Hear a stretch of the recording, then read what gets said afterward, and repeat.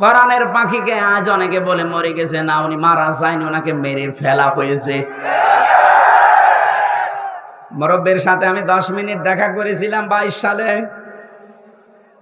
কি সুন্দর কথাবার্তা, কি সুন্দর হাসি।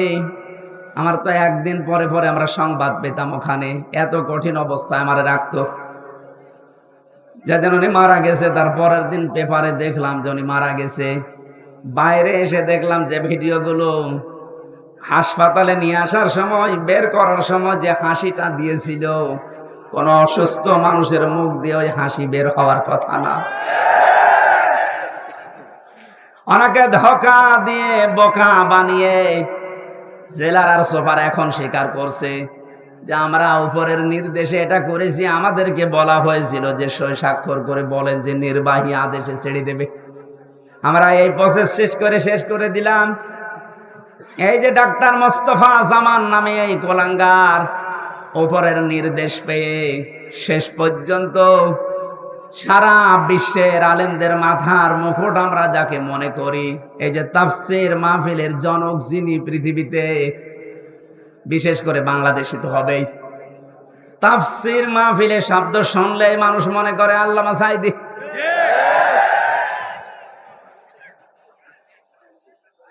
কি ছলা কলা করে ষড়যন্ত্র করে তাকে ইনজেকশনের মাধ্যমে দুনিয়া থেকে বিদায় করে মানুষকে দেখিয়েছে, বিশ্ববাসীকে জানিয়েছে উনি এমনিতে মারা গেছে।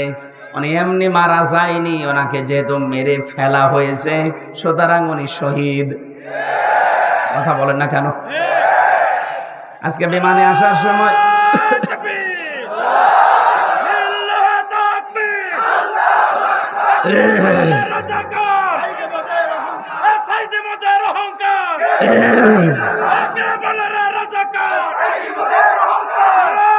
আলহামদুলিল্লাহ,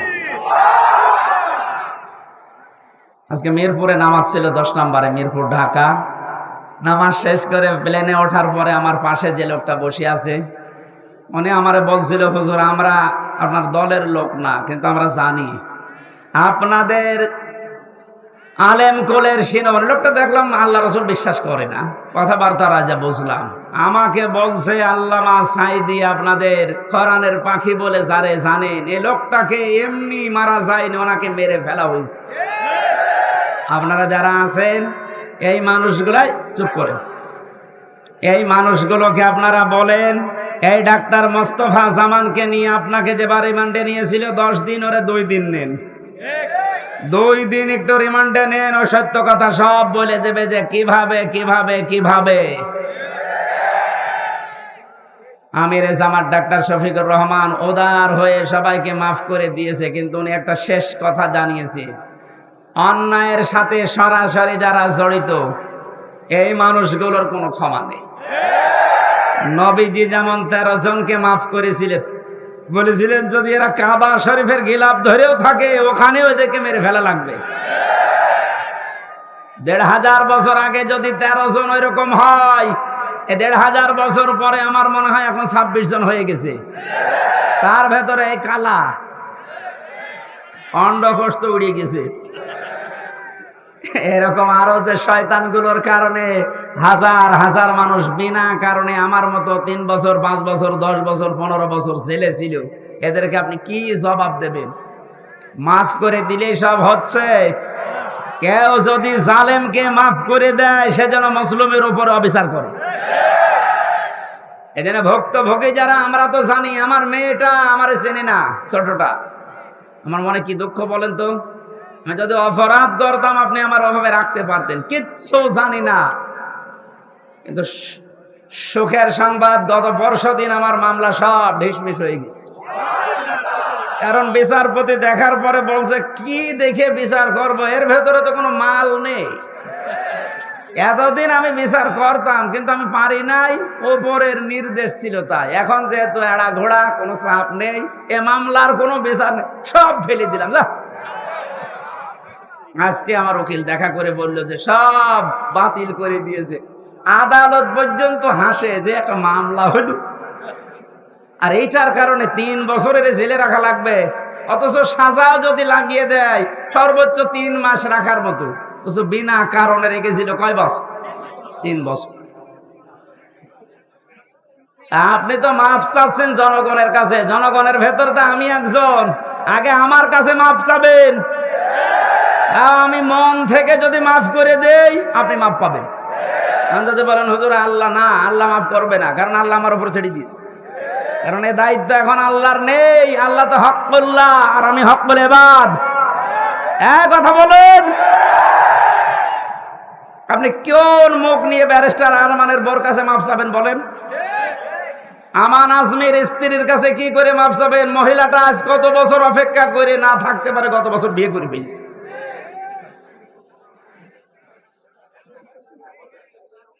শয়তান পর্যন্ত আমার মনে হয় কান্নাকাটি করেছিল, কিন্তু জালেমদের মনের ভেতরে একটু দয়া আসে না। এত বড় কঠিন হয় মানুষ, একটু জানিয়ে দিতে পারতেন আপনি গোপনেও যে আপনার স্বামী বেঁচে আছে, আপনি ধৈর্য ধরেন, বের হবে। আপনি মেরে না ফেলে বাঁচিয়ে রাখলেন, আর আমরা জানি যে উনি নেই। মেরে ফেললে হয়তো ব্যারিস্টার আরমানের স্ত্রী অন্য জায়গায় বিয়ে করতো, যদি সংবাদ পেত যে আমার স্বামী নেই। কিন্তু এমন অবস্থায় রেখেছিলেন এর 8টা বছর, এত তারপরও কোনো অপরাধে জড়ায় নাই, ভাগ্য ভালো। কথা বলে না কেন? অন্য কোনো সাধারণ মেয়ে লোক হলে কত কিছু কত জায়গায় পৌঁছিয়ে দিত। ৭৬ বছর বয়সে এখন শুনছে নাকি বিয়ে করবে, আর তাদের বয়স 35 বছর 32 বছর। এই সমস্ত বয়সে নিজের যৌবনকে যারা 8টা বছর স্বামী আছে কি নেই এই দোদুল্যমান অবস্থায় নিজেকে কন্ট্রোল রাখতে পারে, এগুলো আল্লাহর টাটকা নির্ভেজাল ওলি। আর অনেকে ফতোয়া দিয়েছিল আল্লাহর ওলি মহিলা এই পৃথিবীতে একজন আছে, এ দেশে যদি কেউ জান্নাতে যায় মানবতার কন্যা জান্নাতে যাবে।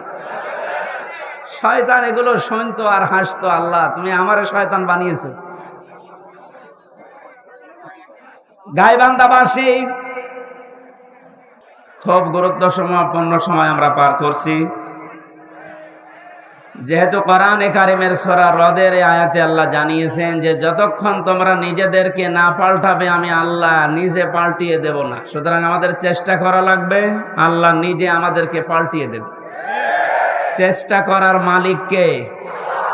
অবশ্যই আল্লাহ। আল্লাহ চেষ্টা করবে, আপনি কি ঘাস কাটবেন? সফলতা দেওয়ার মালিক কে বলেন তো? ওয়ালা তাহিনু ওয়ালা তাহজানু ওয়া আনতুমুল আলাউনা ইন কুনতুম মুমিনিন। কোনো চিন্তা নেই, কোনো ভয় নেই।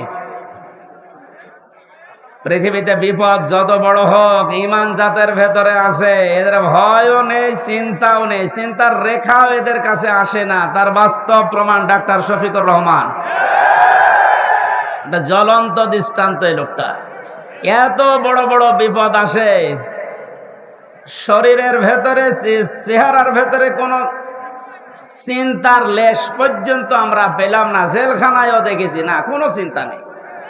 সে বাংলায় একটা কথা বলে, ইংরেজি মিলে নো চিন্তা ডো ফুর্তি, ওই রকম অবস্থায় আছে। এটা হয় শুধুমাত্র যাদের ঈমান পরিপূর্ণ থাকে তাদের ভেতরে। আমরা আজকের তেলাওয়াতকৃত আয়াতে তাফসীর আকারে কথাগুলো শুনবো ইনশাআল্লাহ। আমি যেটা সূরা রদ থেকে আপনাদের কাছে দিতে চাই, আল্লাহ যেহেতু জানিয়েছেন যে জাতি নিজের ভাগ্য পরিবর্তনের চেষ্টা করে না, আল্লাহ তাদেরকে পরিবর্তন করে দেয় না। সময় আসতেছে এবং আসবেও। আশা করছি বাংলাদেশের চট্টগ্রাম, সাতক্ষীরা, গাইবান্ধা, চাঁপাই নবাবগঞ্জ, ওদিকে বরগুনা, পটুয়াখালী, এই সমস্ত জেলা থেকে কোরআনে কারিমের যে খাদেমগুলো আসবে, আল্লাহ যেন তাদেরকে কামিয়াবি দান করেন আপনাদের মাধ্যমে।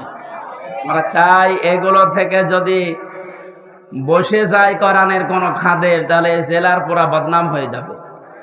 বহু কষ্ট স্বীকার করেছেন, আপনাদের নাম স্বর্ণ অক্ষরে লেখা থাকবে বাংলার ইতিহাসে। গাইবান্ধা, এই জেলার পলাশবাড়ি বলে একটা থানা আছে, এই থানা আদর্শ শিশু সদন এতিমখানার উদ্যোগে। শব্দগুলো খুবই গুরুত্বপূর্ণ। আদর্শ এই শব্দটা আমরা দুনিয়ার হিসাবে অনেকে মনে করি আদর্শ এ আর কি না, এটা গুরুত্বপূর্ণ একটা শব্দ মানব জীবনের জন্য। যতদিন পর্যন্ত এটা আমরা পাল্টাতে না পারবো দুনিয়ার ধ্যান ধারণায়, এ পৃথিবীতে কাঙ্ক্ষিত মানের শান্তি আমরা পাবো না। কারণ একমাত্র আদর্শ এই শব্দ বলে আল্লাহ নিজে ডাক দিয়েছেন রাসূলুল্লাহকে। আল্লাহ পাক জানিয়েছেন ইয়াসিন, হে নেতা। এই একটাই মাত্র ঘোষণা আল্লাহ। কোরআন শরীফে আল্লাহ কাউকে হে নেতা এই শব্দ বলে ডাক দেননি। সুবহানাল্লাহ বলতে পারেন নাই? এই ইয়াসিন সূরা পড়লে 10 খতম কোরআন শরীফের সওয়াব হয়, প্রত্যেক অক্ষরে 10টা করে নেকি হয়। হ্যাঁ, মাস্ট বি হবে। এর ভেতরে যে শিক্ষাগুলো আল্লাহ দিতে চায় ওইগুলো তো আপনার জীবন আগে থাকা লাগবে। এর প্রথম শব্দ কি বললেন? ইয়াসিন। ইয়া মানে হে, ইয়া মানে কি? হরফে নেদা। সিন মানে সাজ্জেদ, সাজ্জেদ মানে বাংলায় নেতা। আল্লাহর ঘোষণা দেওয়া নেতা কয়জন? উনি একমাত্র আদর্শ দুনিয়ার মানুষের। সুতরাং বাংলার মুসলমানেরা মুহাম্মদ রাসূলুল্লাহকে বাদ দিয়ে আজ যারা অন্য কারো আদর্শ গ্রহণ করে নিজেকে আনন্দিত গর্বিত মনে করছেন, আপনি ভুল পথে আছে। আর এই একটা কারণে আপনাকে জাহান্নামে যাওয়া লাগতে পারে। আপনি যদি অন্য ধর্মের হতেন আমি বলতাম না, আপনি যদি মুসলমান হয়তো না বুঝে ভুল করছেন। এজন্য আশা করছে আপনি এটা নিয়ে ভাববেন। মরণের পরে নবীজিকে আল্লাহ দেখিয়ে বলবে মান হাজার রাজুল, এই লোকটা কে ছিল? আপনি যদি বলেন হাজা নাবিয়্যুনা মুহাম্মাদুর রাসূলুল্লাহ সাল্লাল্লাহু আলাইহি সাল্লাম, ইনি আমাদের নবী মুহাম্মাদুর রাসূলুল্লাহ, এ কথা বলার পরেই কিন্তু ফেরেশতারা জিজ্ঞাসা করবে জীবনে প্রতিটি ক্ষেত্রে লোকটার আদর্শ মেনে চলেছো? এবার আমার মনে হয় যে মানুষগুলো বিভিন্ন সময় স্লোগান দিয়েছে, আমার নেতা, তোমার নেতা, অমুকের নাম দিয়েছে, মুহাম্মদ রাসূলুল্লাহর নাম দেয়নি, ওই মানুষগুলো মাস্ট বি ধরা খাবে। আমরাও ধরা খেতে চাই, বলেন?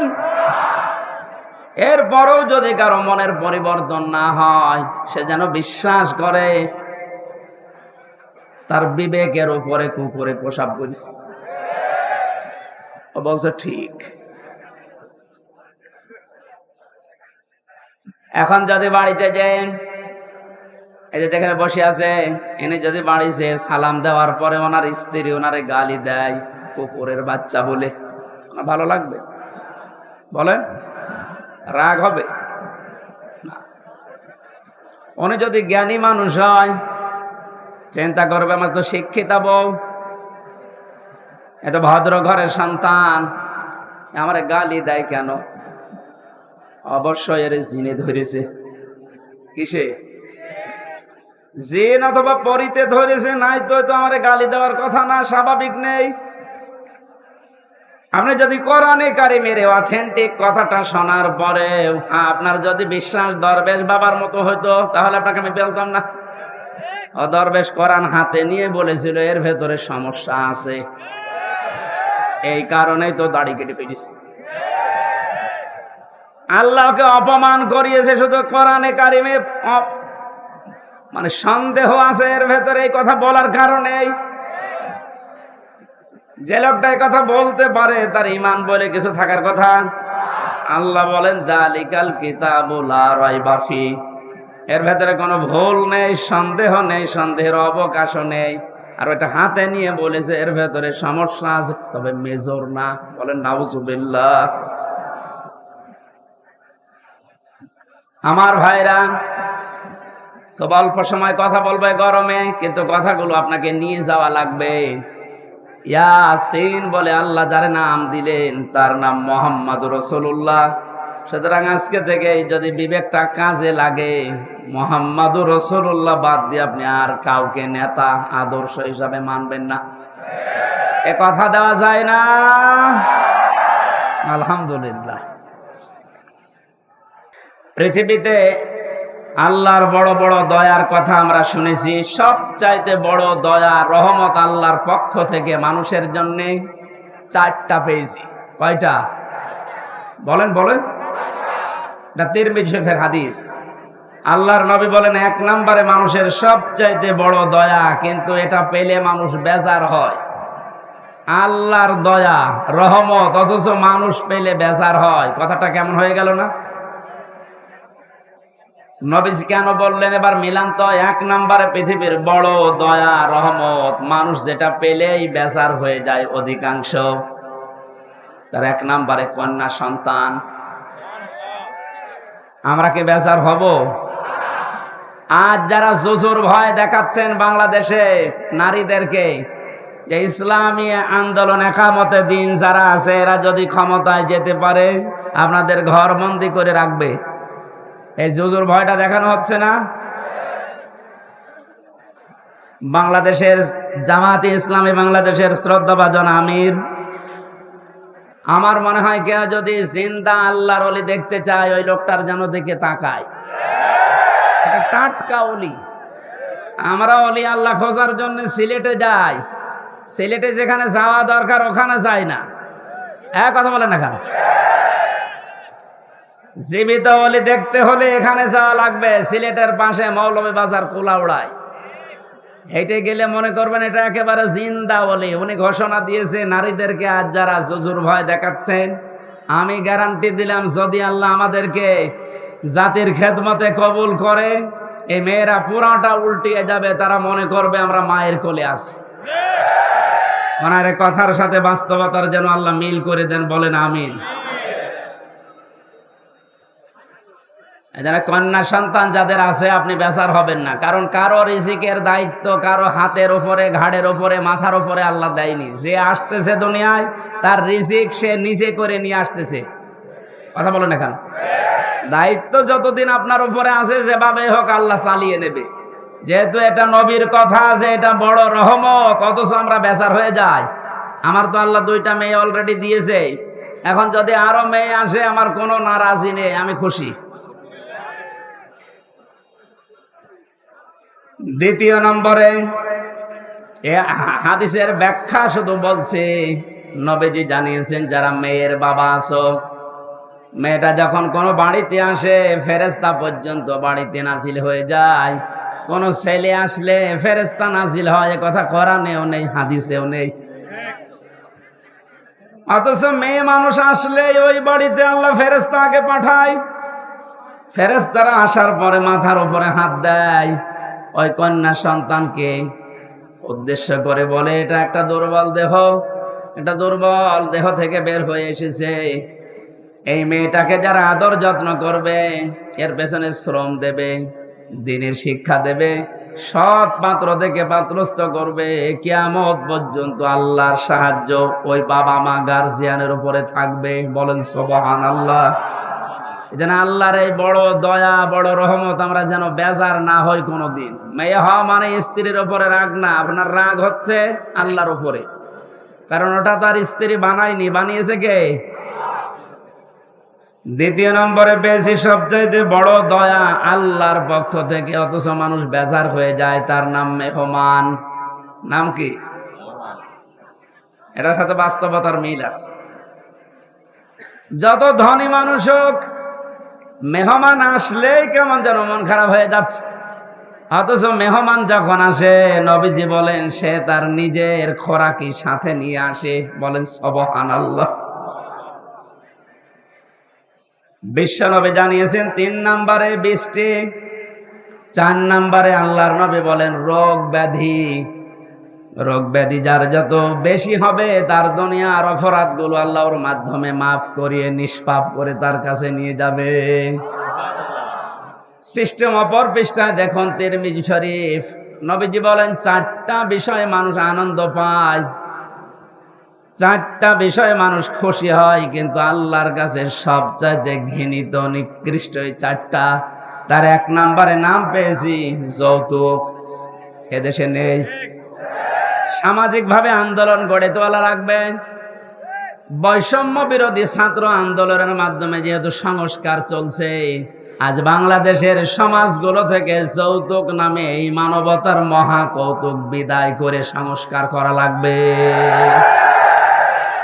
এই জন্যে যতগুলো সংগঠন কাজ করছে মেয়েদের পক্ষে নাম নিয়ে, নারী পক্ষ, নারী স্বাধীনতা আন্দোলন, নারী বিপ্লব পরিষদ, নারী মুক্তি পরিষদ, এদেরকে বলছি এই 53টা বছর পার হয়ে গেল, আজও আপনারা যৌতুক মুক্ত করতে পারেননি। ইসলামের হাতে 5টা বছর তুলে দেন, যৌতুক নামে মানবতার সাথে মহা কৌতুক বাংলাদেশ থেকে মানুষ ঝাঁটিয়ে বিদায় করবে ইনশাআল্লাহ।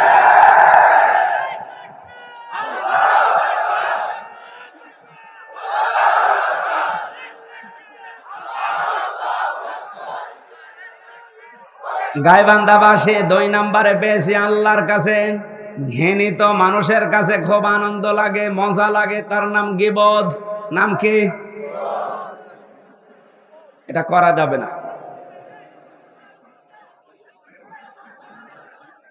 আপনারা কথা বন্ধ না করলে তো আমি কথা ভুলে যাই।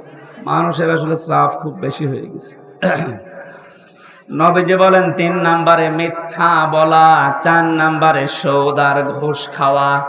এই 4টা বিষয় আল্লাহর কাছে ঘৃণিত, কিন্তু মানুষ খুব বেশি আনন্দ পায়, মজা পায়। আমরা যেন বিরত থাকতে পারি, বলেন আমিন। দরুদ আর সালাম পাঠ করি আমাদের নবী। কিয়ামতে যাকে সামনে তোলা হবে আর তার উম্মতদেরকে পেছনে তোলা হবে। এখন নবীর উম্মত আমরা হতে পেরেছি কিনা এটাকে নিজের কাছে জিজ্ঞাসা করি। আল্লাহর নবী জানিয়েছেন আমার উম্মত তো তারা।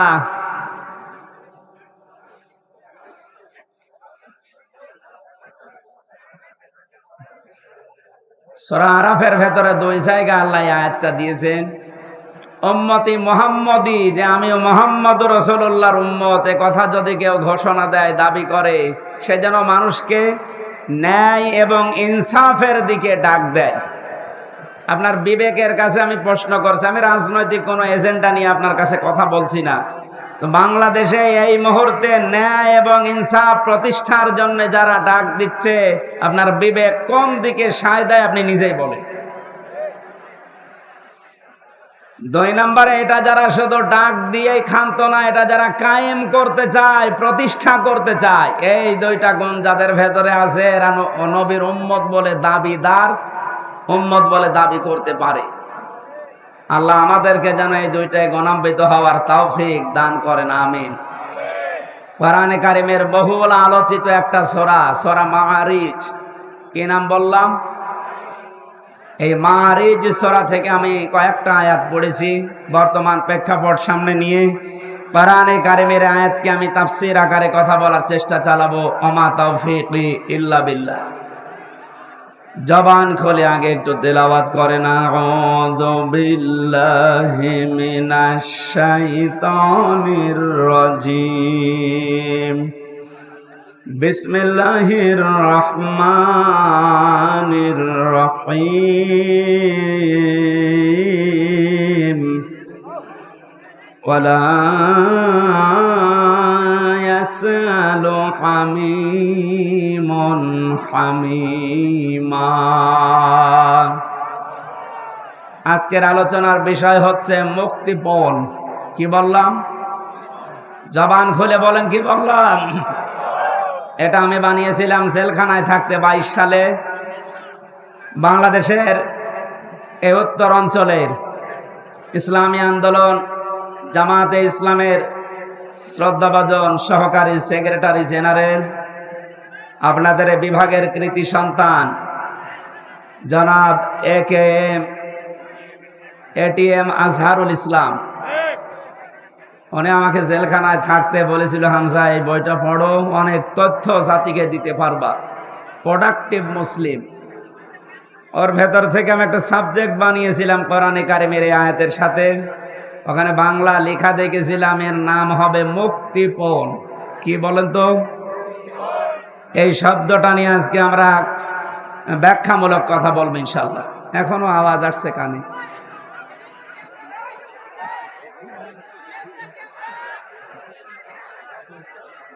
এইভাবে করলে তো কথা বোঝানো যায় না। আর যে মাইক নিয়েছেন, জীবনে যদি এই মাইক আমার মাহফিলে দেন, একেবারে আষাঢ় দিয়ে ভেঙে ফেলবে,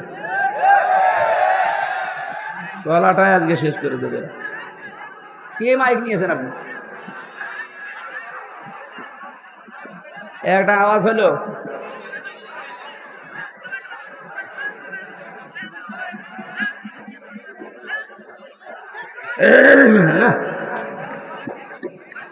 ভুল করেছে, আজকে না আসায় ভালো ছিল। ছাতা হাসানের আর মাহফিল কোনোদিন নিবে না, ছাতা কিছু জানে না, বোঝে না, আন্দাজে মাহফিল।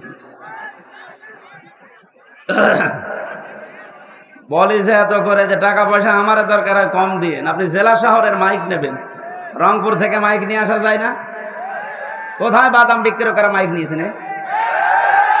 এত জোরে আওয়াজ দিয়েও যদি আওয়াজ না শোনা যায়। আপনারা নিজেদের আওয়াজ একটু বন্ধ করেন তো ভাই। হ্যাঁ, একটু আওয়াজ বন্ধ করেন। আপনাদের বিভাগের সন্তানের কাছে পাওয়া বই থেকে যেহেতু এই সাবজেক্টটা বানানো, উনি থাকলে বাইরে আপনাদেরকে শোনাতেন। যেহেতু উনি এখনো ভেতরে, আমরা আশা করছি খুব তাড়াতাড়ি আল্লাহ আমাদের ভেতর ওনাকে ফিরিয়ে দেবে। কি আপনারা চান না? হ্যাঁ, কথা বলেন না কেন? মাওলানা মামুনুল হক উনি আমার সাথে পাশের রুমে আমারে ছিল। মাঝে মাঝে জামাতে ইসলামী বাংলাদেশের যে মানুষগুলোকে বিনা অপরাধে ফাঁসি দেওয়া হয়েছে, আমি এই কথা সিঙ্গাপুরে, মালয়েশিয়া কয়েকদিন আগে এখানে বলেছিলাম। এই জালেম যারা এ দেশে 17 বছর জুলুম করে গেল, এই জালেমদের দোসর এখনো ওখানে পালিয়ে আছে। ওরা যে ওই দেশের রাষ্ট্রদূত যারা পররাষ্ট্র মন্ত্রণালয় আছে, ওদের কাছে নালিশ দিয়েছে যে উনি যুদ্ধ অপরাধী যারা মামলার আসামি তাদের পক্ষে কথা বলে। এটা যদি আমার অপরাধ হয়ে থাকে, আবু সাইদ সহ বাংলাদেশের হাজারের উপরে কয়েকদিন 5 তারিখের আগে যারা মানুষকে বিদায় করে দিল, এরা কি মানবতা বিরোধী অপরাধী না? আপনি শুধু নিজের দিকে টানবেন কেন? এরা যারা মারা গেছে এরা মানুষ না?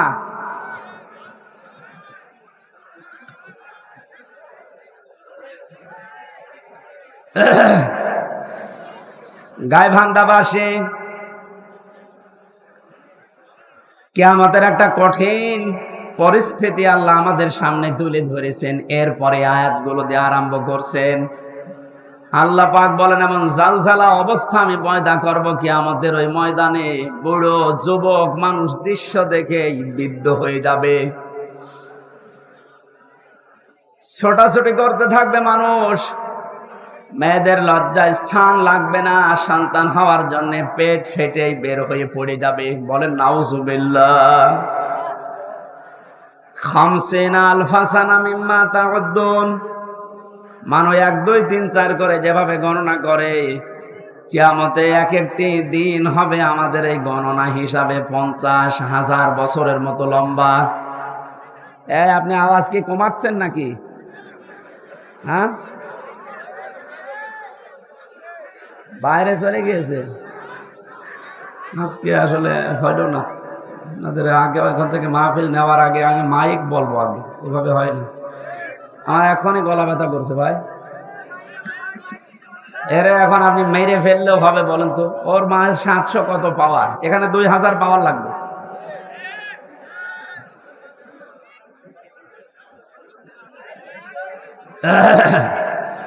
ডাক্তার শফিকুল ইসলাম মাসুদকে দিয়ে যে কাজ হবে, এখন কে দরবেশ বাবার দিয়ে সে কাজ হওয়ার কথা?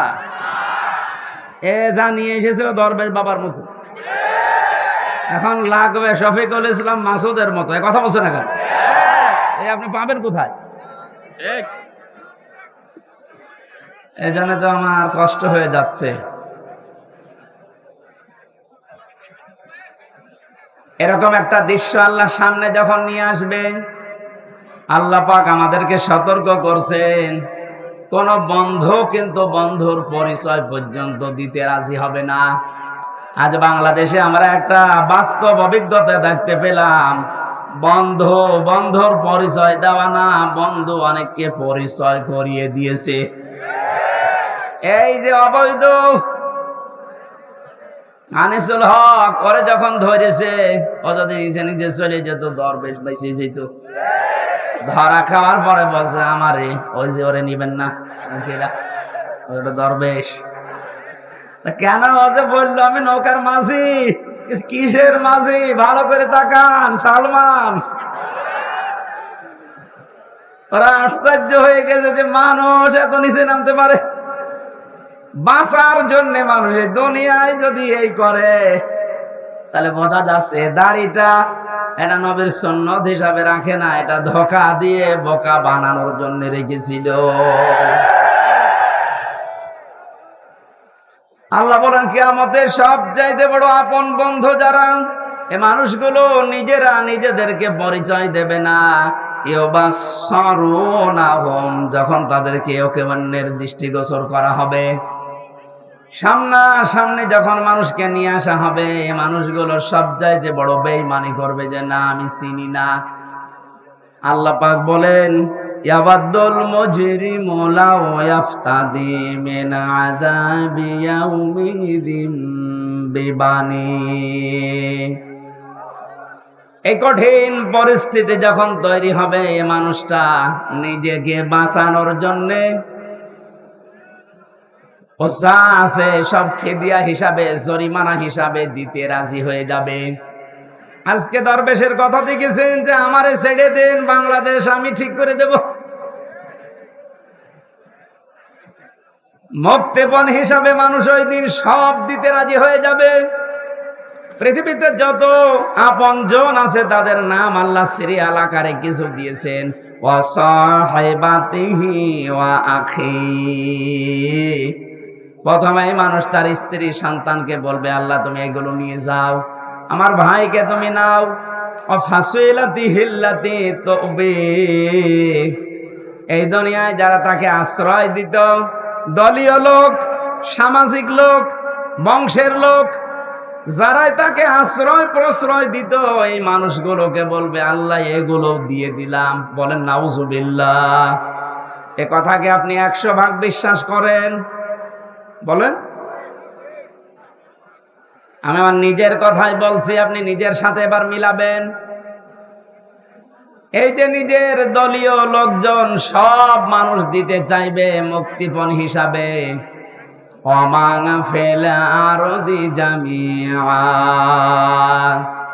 এমনকি দুনিয়ায় তার স্থাবর অস্থাবর যত সম্পদ ছিল সব আল্লাহকে বলবে আল্লাহ নিয়ে নেন। সুম্মা ইউনজি, এরপরও আমাকে আপনি নাজাত দেন, বাঁচান। মুক্তিপণ হিসাবে যেগুলোর নাম বললাম, নিজের স্ত্রী সন্তান, ভাই ভগ্গর, দলীয় লোক, দুনিয়ার সব স্থায়ী অস্থায়ী সম্পদ, ওর আর কিছু আছে, সব দিতে রাজি হবে। কোরআন বলছে এরপরেও বলবে আমাকে বাঁচান, আমাকে ছেড়ে দেন। আল্লাহ পাকও জানিয়েছেন সঙ্গে সঙ্গে কাল্লা, কখনো না। ইন্নাহা লাযা, অবশ্যই আমি আল্লাহ তাকে জাহান্নামে লাজার দরজা দিয়ে প্রবেশ করাবো। জোরে বলেন নাউজুবিল্লাহ। আল্লাহ যদি গ্যারান্টি দেয় তার ভেতরে কোনো ফাঁক ফোকর থাকার কথা? উনি বলছেন না, কখনো না। তো যেগুলো দিতে চাইলি একটাও আমি মুক্তিপণ হিসাবে নিতে রাজি না। তোকে আমি লাজাই দেব। এখন লাজা কি? আমরা এখানে অনেকে এর আগে শুনেছি যে জাহান্নামের স্তর আল্লাহ বানিয়েছেন 7টা।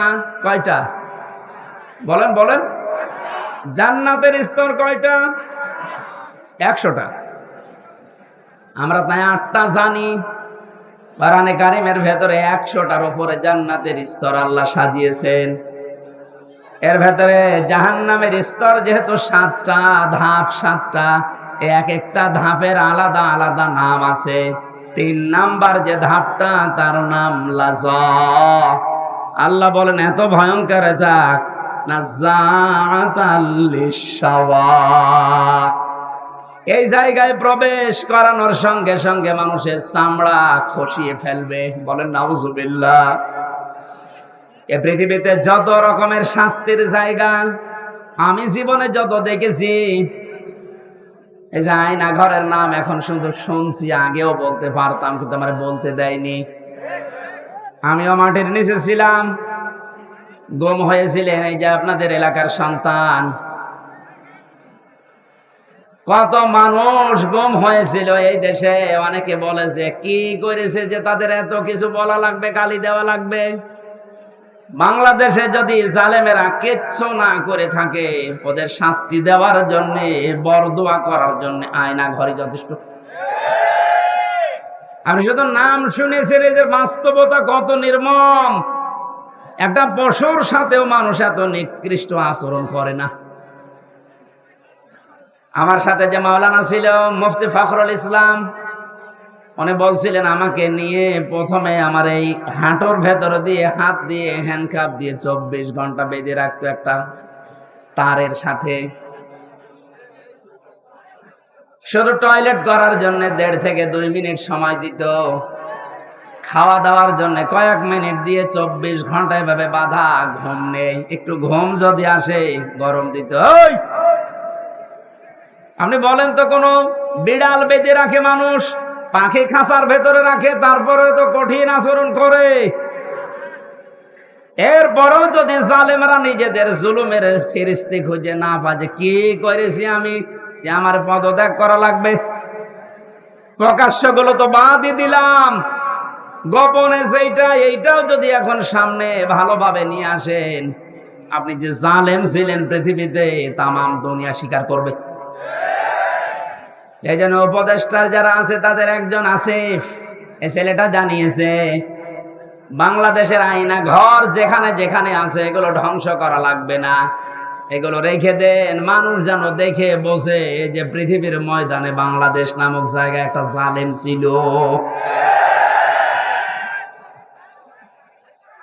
জালেমদের জন্য আপনি মায়া দেখায় অনেকে এখন বলে না কি আর করেছে। সারা দেশের 18 কোটি মানুষও যদি আপনাকে মাফ করে দেয়, আমি আমার বাস্তবতা থেকে বলছি ব্যারিস্টার আরমানের বউ আপনাকে মাফ করবে না। ইলিয়াস আলীর স্ত্রী আপনাকে মাফ করবে না, যে ধোঁকা দিয়ে তাকে বোকা বানালেন যে আমি কিছু জানি না, অথচ প্রমাণ হয়েছে ওনাকে মেরে ফেলা হয়েছে। গাইবান্ধাবাসী, এ কথাটা আমি ভেতর থেকে বলছি এই কারণে, কারণ জালেম ছাড়া এখনো পর্যন্ত আমরা দেখতে পাচ্ছি অনেকে জালেমের পক্ষে সাফাই গাচ্ছে। কয়েকদিন আগে গোপালগঞ্জের এক জালেমের দোসর ও জানিয়েছে, আপা ঘাবড়াবেন না, আপনি ঘাবড়ালে আমরা নরম হয়ে যাই। এখনো এই কথা বলেন, ওনার বিবেক আছে? আপনি জানেন বাস্তবতা কত নিচে নেমেছিল? যে আয়াতটা দিয়ে আমি কথা শুরু করেছিলাম, এবার আসেন আল্লাহ বলেন এই যে নাজ্জাআতাল লিশহাওয়া, এ দরজা দিয়ে প্রবেশ করার সঙ্গে সঙ্গে মানুষের চামড়া খসে যাবে। রিমান্ডে আমিও 10 দিন ছিলাম, আমাকে ওরা শাস্তি দিয়েছিল কঠিন, 11 ঘন্টা টাঙিয়ে রেখেছিল, চোখ কালো কাপড় দিয়ে বেঁধে, হাত হ্যান্ডকাপ দিয়ে, পায়ে ডান্ডা বেড়ি দিয়ে এমন অবস্থায় টাঙিয়েছিল আমি 4 ওয়াক্ত নামাজ পড়তে পারি নাই।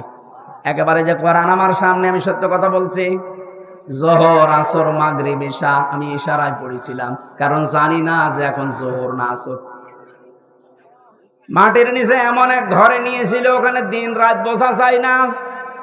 এই কঠিন অবস্থাতে শুধু জিজ্ঞাসা করতাম যে স্যার এখন কি নামাজের সময় হয়েছে? ছাড়ি দিত ওপর থেকে, কিসের নামাজ পড়বা? যে কয়টা অফিসার আমি দায়িত্বে পেয়েছি, কয়েকটা এত খারাপ, এত জানোয়ার, আল্লাহরও ভুল ধরতো। বলেন, যে লোকটা আল্লাহর ভুল ধরতে পারে তার কাছে আমির হামজা কি? আমরা মাঝে মাঝে এই নখ তুলে নেওয়ার যে যন্ত্রপাতি গুলো আছে নিয়ে এসে বলতে, যে নখ তুলে এইগুলো দিয়ে। আর এখন জালেমদের একটু শুধু ডিম মারছে, তাই অনেকের সহ্য হচ্ছে না।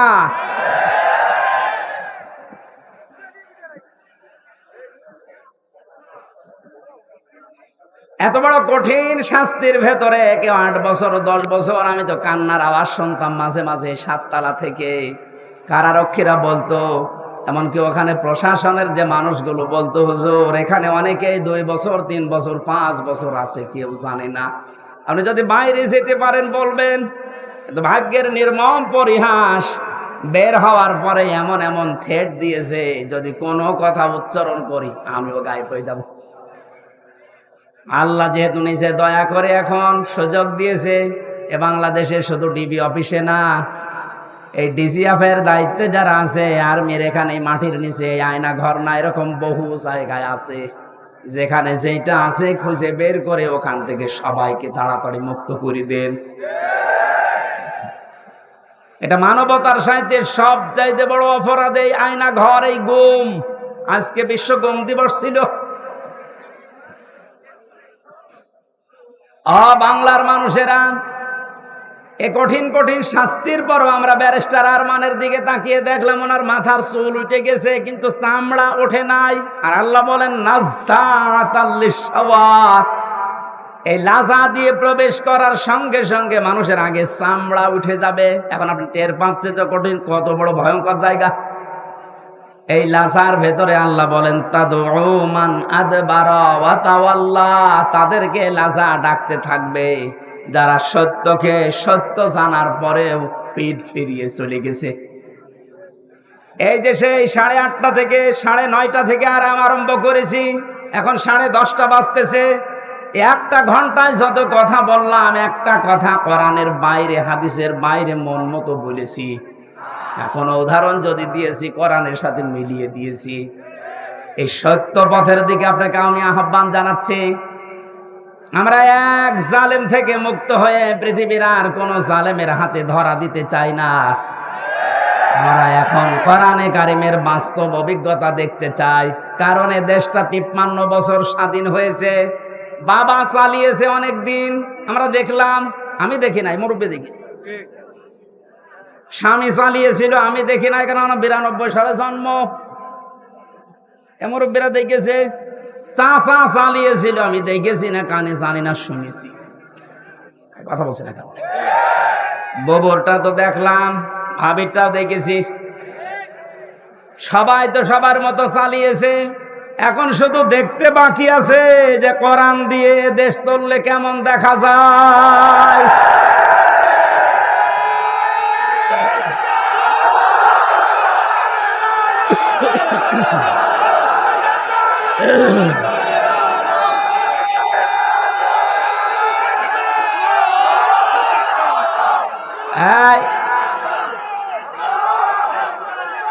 আজকে কে যেন ফতোয়া দিয়েছে যে নারায়েত তাকবীর এই শব্দটা বলা শিরক। কারণ নারায়েত মানে নারুন থেকে এসেছে। এটা পাগল।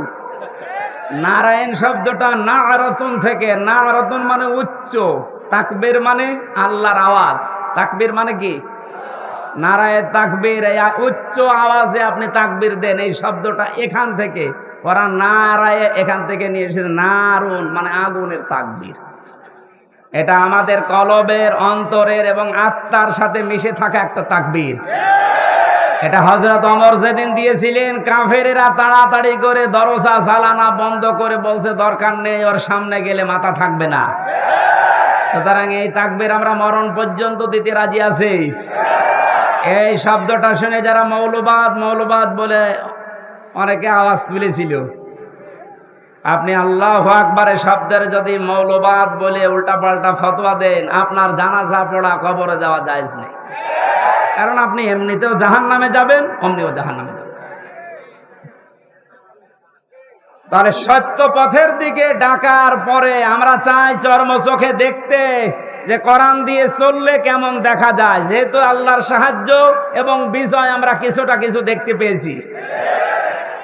অনেক নামাজে হয়তো পড়তেও পারেন, ইযা জাআ নাসরুল্লাহি ওয়াল ফাত। হে নবী, যখন আল্লাহর সাহায্য আপনি আসবে তখন বিজয় দেখতে পাবেন।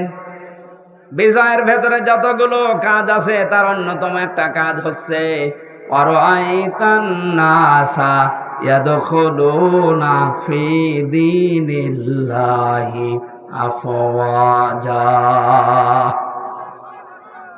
সত্যি যদি আল্লাহর সাহায্য এসে যায় তখন আপনি বিজয় পাবেন।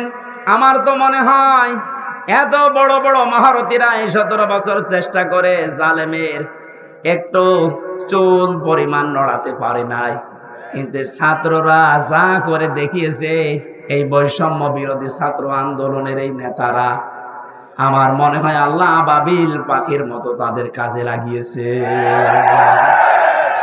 এটা নিঃসন্দেহে আল্লাহর সাহায্য এবং বিজয়। আরে বিজয় আসলে যে 7টা কাজ হয়, তার 1 নম্বরের কাজ হচ্ছে দলে দলে, পালে পালে মানুষ ইসলামে প্রবেশ করবে। এই 26 দিনে আমরা যেটা দেখতে পেলাম, হ্যাঁ কথা বলেন না কেন? এ 25 দিনে 5 তারিখ থেকে 30 তারিখ পর্যন্ত তাকান, কত হিন্দু আমিরে জামাতের হাতে হাত দিয়ে মুসলমান হয়ে যাচ্ছে, কত জালেম পর্যন্ত নিজের জুলুম স্বীকার করে আজ ইসলামে আসতেছে। আজকের একটা জরিপ পেয়েছি, আগস্টের 5 তারিখের আগে এই দেশে মাত্র 20 জন মানুষ চাইতো 100 জনের 20 জন যে ইসলামে দেশে কায়েম হোক, কিন্তু এই 25 দিনের মাথায় এখন অবস্থায় এমন দাঁড়িয়েছে এই দেশে এখন 100 জনের 35 জন মানুষ চাচ্ছে যে ইসলাম কায়েম হোক। এ সময়টা একটু চাইতে দেন। বাংলাদেশে যারা একামতে দিনের দায়িত্ব পালন করে এই মানুষগুলোর যে ইখলাস আমি দেখেছি, আমি তো বাস্তব ওয়াজ করছি ওনার সাথে, আমি 4 দিন থেকে জেলখানায় একেবারে পাশাপাশি আমি দেখেছি লোকটার আমল, লোকটার ঈমান। এটা পরবর্তী আয়াতে ওইটা আসবে। ওনার যে মর্যাদা, ওনার যে ভরসা, তাওয়াক্কুল আল্লাহর উপরে। আমির হামজাকে লক্ষ্যটা এক জায়গায় করলে ওই রকম তাওয়াক্কুল হবে না। আমি কত আলেমকে জেলখানায় কাঁদতে দেখেছি, আফসোস করে, এমনকি আল্লাহকেও দোষারোপ করে। অথচ লোকটা একটা জেনারেল মানুষ, একটা ডাক্তার, কাদের সংস্পর্শে এসে কোন জায়গায় যে আল্লাহ পৌঁছিয়ে দিয়েছে তারে। আমি যে প্রথমে বলেছিলাম কেউ যদি জিন্দা ওলি দেখতে চান ওনার দিকে তাকাবেন, কারণ ওনার আমল, ওনার কাজ কারবার, অ্যাক্টিভিটিস, ইখলাস আমি নিজের কাছে থেকে 4 দিন দেখেছিলাম। আমি যুবক মানুষ, এখন 33 বছর বয়স আমার। সারাদিন কোনো কাজ ছিল না, শুধু চিন্তা ছাড়া। তারপরও রাত 9টা 10টার পরে আমি শুয়ে পড়তাম। আরে মুরব্বী মানুষের মাথার উপরে এতগুলো মামলা, ওনার ছেলে ওই সময়ও ছেলে, ওনার স্ত্রী অসুস্থ, ওনার সহকর্মী সহযোদ্ধা যারা এই যে হাজার হাজার পালিয়ে বেড়াচ্ছে, হাজার হাজার জেলে, ওনার দলের প্রতীক নেই, দল নিষিদ্ধ। এরকম কঠিন মুহূর্তেও লোকটার চেহারার ভেতরে চিন্তার কোনো ছাপ নেই। প্রতি সপ্তাহে 4টা 5টা করে হাজিরা দিয়ে দিয়ে যে 8-9 ঘন্টা গাড়িতে থাকা লাগতো। যখন জেলখানায় এসে পৌঁছাতো রাত 9:30 10টায়, বলতাম স্যার খাবার খাবেন না? আপনার এই যে এখানে কিছু দুষ্ট লোক আছে, ওদের মাধ্যমে মোবাইল পাওয়া যায়, চুরি করে নিয়ে এসে দেয়। আমার বলছে হামজা মোবাইল দিয়ে করব কি? কেন, আপনার সন্তান আছে ছেলে, আপনার স্ত্রী অসুস্থ, আপনার দলের লোক সব পালিয়ে বেড়াচ্ছে, একটু খোঁজ নেবেন না? আমারে যেটা শুনিয়েছে ওই কঠিন মুহূর্তে আমারে বলছে হামজা আমার সন্তান সহ স্ত্রী সহ আমার সহকর্মী সহযোদ্ধাদেরকে আমি আল্লাহর হাতে রেখে এসেছি। আমার তো একেবারে পুরোপুরি বিশ্বাস ওই দিন থেকে যে ওনার এই তাওয়াক্কুলের কারণে এই 25 দিনে 20 থেকে 35-15% মানুষ ইসলামে আসা বেড়ে গেছে। এখানে মানুষগুলোর ইখলাসের আপনি দাম দিতে শেখেন। এদেশের দেশপ্রেমিক হিসাবে যদি এখন 1 নম্বরের তালিকায় থাকে যারা ভুয়া ভুয়া তুলেছিল, তাদের এখন মানুষ চিনে ফেলেছে। বাংলাদেশে একজন প্রতিযশা আলেমে দিন মুফতি কাজী ইব্রাহিম বাইরের দেশ থেকে ঘোষণা দিয়েছে, অনেকে তো পাগল ছাগল না, 10 জন আলেম যদি এই দেশে থাকে তিনি একজন। ঘোষণা দিয়েছে এই বাংলাদেশে যদি কেউ দেশপ্রেমিক বলে দাবি করে সেটা 1 নম্বরে জামাত আর শিবিরেরা। বাকিগুলো যারা এগুলো তুলতেছে, এই কথা শোনেন আগে, বাকি যারা এগুলো তোলে অধিকাংশ গুলোই মিথ্যাবাদী। দেশপ্রেমের ধোয়া তুলছে যে আমি দেশপ্রেমিক, অথচ শরীরের ভেতরে দেশপ্রেমের কোনো চিহ্ন নেই। পায়ে যে জুতা দিয়ে আছে বিদেশি জুতা, গায়ে যে শার্ট দিয়েছে বিদেশি শার্ট। হ্যাঁ কথা বলে না কেন? এমনকি মাথার চুলেং কাটিং তাও বিদেশি, বিরাজ করে এসেছিল বিদেশি, এমনকি বিয়ে করেছে তাও বিদেশি। আর কি বলছে দেশপ্রেম? শয়তান এগুলো দেখে হাসতো, এখন মনে হয় শয়তানের হাসি একটু বন্ধ হয়েছে।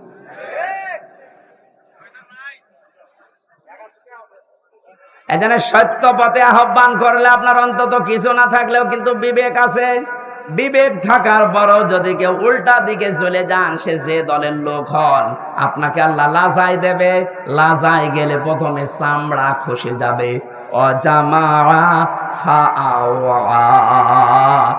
আল্লাহ পাক বলেন 2 নম্বরে দুনিয়ায় যারা মাল সম্পদ জমা করে আর মনে করে এটা স্থায়ীভাবে থাকবে, এটা আজকে অনেকেই 17 বছর মনে করেছিল। এজন্যই তো পদ্মা সেতুর চাইতেও একজনের টাকা বেশি। এই দরবেশের টাকার পরিমাণ দেখেছেন, শুধু ঋণ ছিল 36,000 কোটি টাকা পদ্মা সেতু বানাতে। 2 নাম্বারই করেও লেগেছে মাত্র 32,000 কোটি। তার মানে ওর টাকা দিয়ে আরেকটা বানানো যাবে। এ আয়াতের সাথে 100 ভাগ মিলে গেছে। জামা ফাআওয়া। ওরা মাল সম্পদ জমা করে আর মনে করে এটা স্থায়ীভাবে আমার কাছে থাকবে, এ আর হাত ছাড়া হবে না। আল্লাহ এমন ভাবে ধরেছেন, চোখ বন্ধ করার সময় দেয়নি। এই কথাগুলো বলতে বলতে আল্লাহ মানুষের কিছু আচরণ এবার তুলে ধরবেন। এবার আমি সহ যারা বসে আছি প্রত্যেকে আল্লাহর আয়াতের সাথে মিলান। ইন্নাল ইনসানা খুলিকা হালুআ। অবশ্যই আমি আল্লাহ মানুষকে বানিয়েছি অস্থির চিত্তরূপে। সব সময় মানুষ শুধু ব্যস্ত ব্যস্ত ব্যস্ত। 2 নম্বরে ইদা মাসসাহু শাররু জাজুআ। যখন তাকে কোনো অকল্যাণ স্পর্শ করে তখন হাই হতাশ করে, তখন একেবারে পাগলের মতো হয়ে যায়। ওয়াইদা মাসসাহুল খায়রু মানুআ। যখন তাকে কোনো কল্যাণ ভালো কিছু পায় তখন ওই লোকটা কৃপণ হয়ে যায়। মানুষের কিছু চরিত্র বর্ণনা করছিলেন আল্লাহ রাব্বুল আলামিন বলেন, মানুষ অস্থির, বিপদে পড়লে মানুষ হাই হতাশ করে, নিয়ামত পেলে কৃপণ হয়ে যায়। কিন্তু তারা না, ইল্লাল মুসাল্লিন। মুসাল্লিরা বাদ দিয়ে কারা বাদ? আমরা এখানে যারা আছি মুসল্লি কিনা বলেন তো? বলেন বলেন। জীবনে যাই করেন না কেন ফরজ নামাজ ছেড়ে দেবেন না। মুসল্লি যারা আছে তাদের এবার আল্লাহ 12টা গুণ দিচ্ছেন। সব মানুষের ভেতরে আগের বর্ণিত এই গুণগুলো আছে। এরা অস্থির, নিয়ামত পেলে এরা কৃপণ হয়ে যায়, বিপদে পড়লে হাই হতাশ করে। কিন্তু মুসল্লিদের ভেতরে এগুলো থাকবে না। মুসল্লিদের ভেতরে যেহেতু এগুলো থাকবে না, আর আমরা মুসল্লি দাবি করছি, কোরআন বলছে তোমাদের ভেতরে 12টা গুণ থাকা লাগবে। কয়টা? আজকে এই 12টা গুণের কথা শুনে বাড়ি নিয়ে যাবেন, তাহলে এই মাহফিল সাকসেস হবে। কথাগুলো আমরা বলছি, এই মাহফিলটা যেহেতু এতিমদের জন্য দিয়েছে, ওনারা বারবার পেছন থেকে খোঁচাচ্ছে যে আমাদের টাকা পয়সা কিছু দরকার এতিমের জন্য।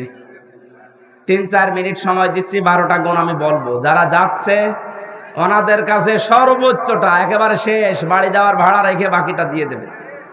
আপনি রাখবেন না ভাই। আমার আশপাশে যদি আর কোনো জায়গায় অনুষ্ঠান আছে, মনে হয় যে পীরগঞ্জে আছে একটা, এরপরে কোথায় কোথায় যেন আছে, আমি মনে নেই সঠিক। এলাকায় আসলে এশার নামাজের পরে আমারে তুলে দিয়ে, আর মাইক নেবেন জেলা শহরের পাওয়ারওয়ালা মাইক। আমার আজকে গলাটাও ব্যথা করছে। যারা যাচ্ছে কই, লোকজন কই?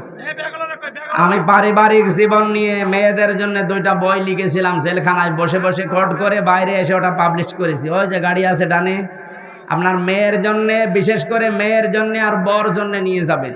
ওদেরকে আগে পড়াবেন, পারিবারিক জীবনে স্বামীর সাথে অশান্তি হবে না ইনশাল্লাহ। ওটা যাওয়ার সময় অবশ্যই নিয়ে যেন। ওই যে ডানে গাড়ি আছে।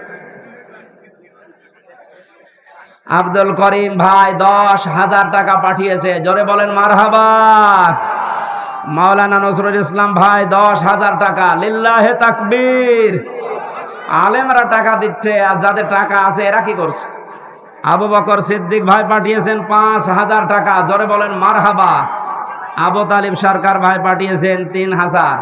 আল্লাহ রাব্বুল আলামিন এই আলেমদের এবং একামতে দিনের এই খাদেমের, এমনিতে তারা মাজলুম, এই 15 বছর এই মানুষ মাজলুম মানুষগুলোর টাকা যেন আবু বকরের সাথে কবুল করেন। এই ওঠাউঠি করে এফিডেভিট করা আছে।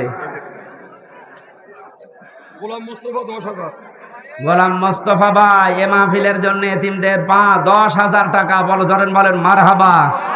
আল্লাহ যেন তার জীবনের বিপদ আপদ গুলো দূর করে দেয়।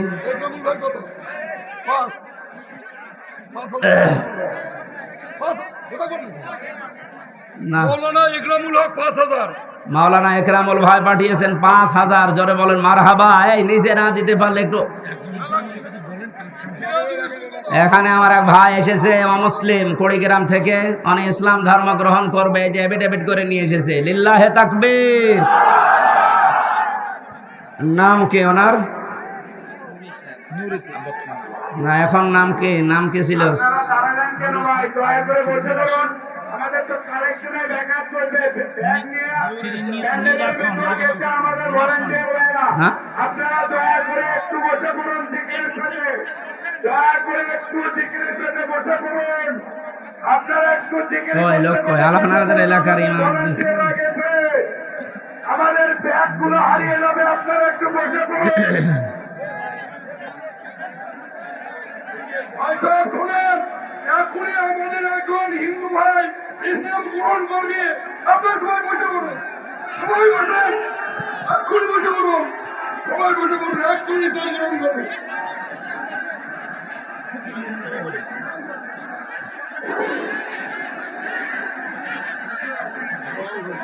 হ্যাঁ, আপনারা কথা বন্ধ করেন, ভাই কথা বন্ধ করেন।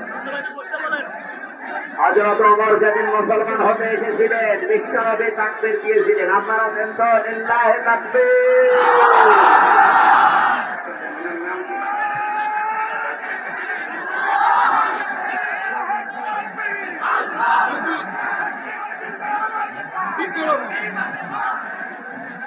ওনার নাম ছিল, পূর্বের নাম সেলিম নিরাসন, এখন বর্তমান নাম পছন্দ করেছে মোহাম্মদ নূর ইসলাম।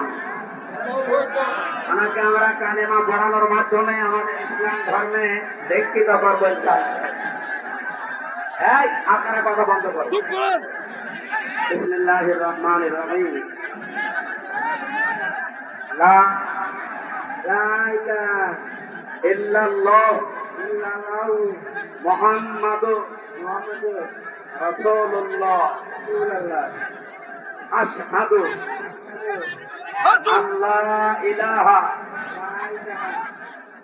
ইল্লাল্লাহু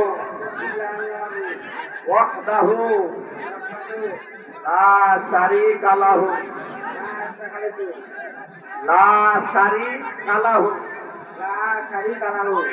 ওয়া আশহাদু আন্না মুহাম্মাদান আবদুহু ওয়া রাসূলুহু। আমি সাক্ষ্য দিচ্ছি আল্লাহ বাদে কোন মাহবুব নেই, ইলাহা নেই, ইবাদত দেওয়ার যোগ্য কেহ নেই, ইবাদত করতে কেউ নাই। এবং আমি আরো সাক্ষ্য দিচ্ছি মুহাম্মাদুর রাসূলুল্লাহ আল্লাহর বান্দা এবং রাসূল।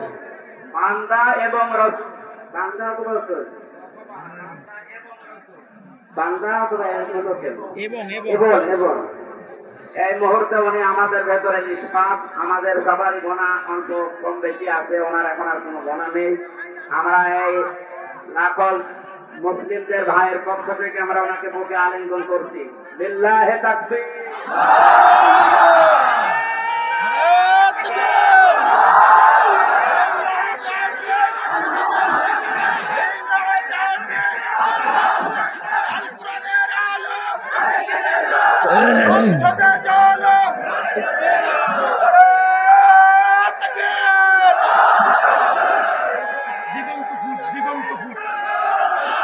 দিগন্ত ফুটের মালিক 1000 টাকা পাঠিয়েছেন, আল্লাহ যেন কবুল করেন, ব্যবসা বাণিজ্যে বরকত দেন। সম্মানিত ভাইরা, মাইকটা একেবারে মানে শেষ করে ফেলেছে আজকে। আমি আশা করছি এরকম মাইক মাহফিলে দেবেন না। একটু আমরা এখনো মজলুম অবস্থায় আছি এবং মুসাফির অবস্থায় আছি। বসেন ভাই, তারপরও অসুস্থ অবস্থায় আছে। যেখানে দাঁড়িয়ে আছেন বসেন তো। এই যে দাঁড়িয়ে আছে ওটা স্ত্রীর জন্য, মেয়ের জন্য মাস্ট বি, অবশ্যই নিয়ে যাবেন সাথে করে। পরিবারে আমার মনে হয় জেলখানায় আমি দেখেছি 100 জনের প্রায় 70 জন এই পারিবারিক মামলার কারণে জেল খাটতেছে। এটা যেন আর না হয় সেই জন্য লিখেছিলাম, এটা নিয়েছেন। আল্লাহুম্মা আমিন। লা ইলাহা ইল্লা আনতা সুবহানাকা ইন্নী কুনতু মিনাজ জালিমিন। রব্বুল আলামিন বৈষম্য বিরোধী ছাত্র আন্দোলনে যে মানুষগুলো জীবন দিয়ে গেল, যাদের মাধ্যমে স্বাধীনভাবে তোমার কোরআনের কথাগুলো আমরা বলতে পারি, শুনতে পারি, তাদেরকে তুমি শাহাদাতের মর্যাদা দান করো আল্লাহ। তোমার যে বান্দা আজকে তোমার ইসলাম ধর্মে দীক্ষিত হয়েছে, নাম নিয়েছে নূর ইসলাম, ইসলামের আলো, মেহেরবানি করে ওমরের মতো বানিয়ে দাও। এই পলাশবাড়ির ময়দানে যারা কোরআনের জন্য কষ্ট স্বীকার করেছে, এদেরকে মাফ করে দাও। আগামীতে এই মাহফিলটা কোরআনের খাদে খেদমতে, কোরআনের প্রচার প্রসারে বিশাল আকারে কবুল করো। মা বোনদেরকে মাফ করে দাও। আইলে আমার কণ্ঠের মারাত্মক ব্যথা করছে, আমার কণ্ঠটা তুমি ভিক্ষা দাও। রব্বুল আলামিন যত আলেম এখানে বসে আছে, একামতে দিনের খাদেমরা বসে আছে, এদেরকে তুমি আবু বকরের সাথে কবুল করে নাও। এই বাজারে যত মানুষ ব্যবসা বাণিজ্য করে, আল্লাহ ব্যবসা বাণিজ্য বরকত দিয়ে দাও। যত এতিম এই পলাশবাড়ির মানুষেরা লালন পালন করছে, আল্লাহ এতিমদেরকে মেহেরবানি করে মুহাম্মদুর রাসূলুল্লাহ যেহেতু এতিম ছিলেন, তার সাথে তুমি কবুল করে নাও। এদের অভাব অনটন দূর করে দাও। এই রংপুর বিভাগের মানুষেরা, বিশেষ করে আমরা জানি বাংলার অন্য এলাকার তুলনায় এরা এমনিতে একটু গরিব মানুষ, আল্লাহ এদের অভাব দূর করে দাও, এদের স্বভাব তুমি ভালো করে দাও। এই গাইবান্ধা জেলাটা কোরআনের ঘাঁটি, সারা বাংলাদেশ এটা জানে। আল্লাহ এটা যেন এরা সামনে প্রমাণ দিতে পারে, সেই ঈমান এবং যোগ্যতা এদেরকে তুমি দাও। বারাকাল্লাহু লানা ওয়া লাকুম ফিল কোরআনিল আযীম। কখন কার মরণ চলে আসে জানি না। মরতে আমাদের দুঃখ নেই, চিন্তাও নেই, ভাবনাও নেই, কিন্তু আমরা শাহাদতের মরণ চাই। কোরআনের পাখি সারাটা জীবন দোয়া করতো, আল্লাহুম্মা ইন্নী আসআলুকা শাহাদাতান ফি সাবিলিক। আল্লাহ জানে তুমি তাকে শাহাদতের মরণই দিয়েছো।